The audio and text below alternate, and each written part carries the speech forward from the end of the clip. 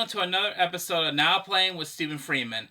On today's episode, I'll be reviewing the movie that's playing in theaters and on HBO Max, Wonder Woman 1984. The film is a sequel to the 2017 Wonder Woman movie, which features Gal Gadot returning as Wonder Woman.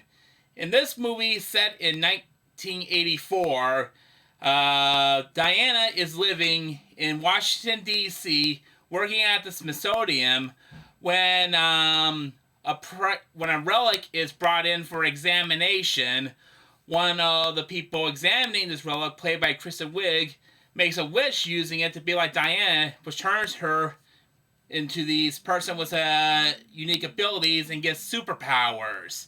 But then decides to do whatever it takes to keep those powers.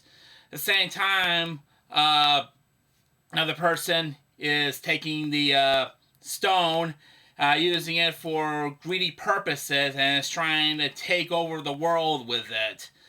At the same time, Diana makes a wish for her late boyfriend to come back, Steve Trevor, for the first film, returning to be played by Chris Pine.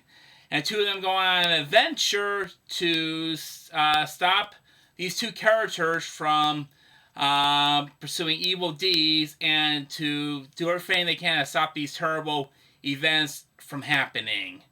What do I overall like about this film? First off, it's great seeing Gal Gadot return as Wonder Woman. I mean, she is definitely awesome. She plays the character well. And also, I was extremely surprised by Kristen Wiig's performance in this film. Most of you may remember her from Saturday Night Live.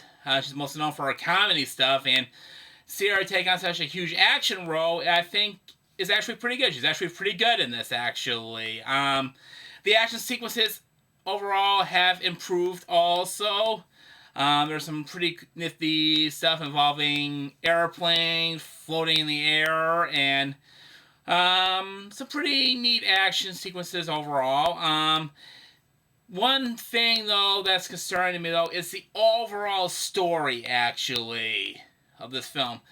Again, the central point of this movie involves a stone that grants people wishes but causes dire consequences in the process, and someone's trying to use that stone for greedy purposes and is consuming it with power, but the whole process can get if I explain what's going on, though, that's where things get a little bit confusing at times and stuff. Towards the end of the film, things get a little clearer and are easier to understand. It actually has a pretty decent ending without getting everything away, but there's still a lot of stuff, like a little bit in the beginning and a little bit in the middle, where things get a little confusing, and it's hard to kind of keep up exactly what's going on, really. I gotta say, this is an okay action film, although I don't think it's as good as the original Wonder Woman. But bottom line, though, there's still good performances. The action's great, and even though I got some concerns about the overall story, it's still not a bad film, actually. I wouldn't say don't go see it. Actually, I would recommend see this.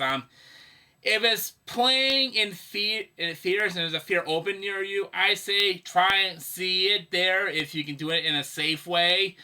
But if not, you don't feel safe, then just watch it on HBO Max, because you can still get a full experience watching that. I give this movie overall B-.